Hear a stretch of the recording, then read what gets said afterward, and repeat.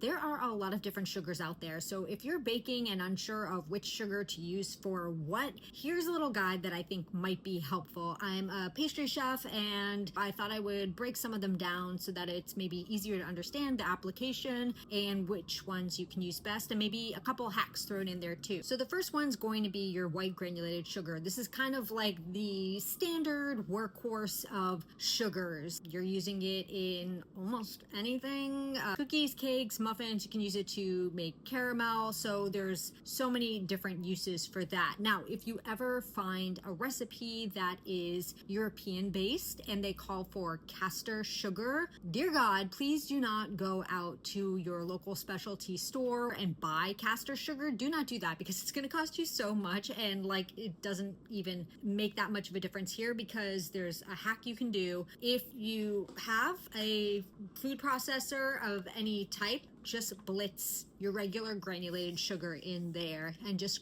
get it so that it's finer ground. That's all that castor sugar is. Then we've got confectioner sugar, which is also commonly known as powdered sugar. Now, contrary to what we just talked about kind of like grinding down your granulated sugar to make castor sugar, powdered sugar is not just regular sugar made into like powdered form. So there's also cornstarch incorporated into that too to prevent it from clumping, but that also gives it a bit of a different property when you are adding it to certain things. And for this, you're going to use it primarily for certain buttercream, frostings, definitely royal icing, different glazes for like donuts and stuff like that. Then we've got our light and dark brown sugars. Now, this is just sugar with molasses added into it, so it's nothing crazy. The difference between the light and the dark is the light has a smaller percentage of molasses than the dark. And these are going to be great for cookies, quick breads like a pumpkin loaf or banana bread, gingerbread cookies. That's what you're using. Next up, we've got turbinado sugar. And if you've also heard of demerara sugar, they're like similar-ish. They're cousins. It's very minimally processed sugar. Also has like a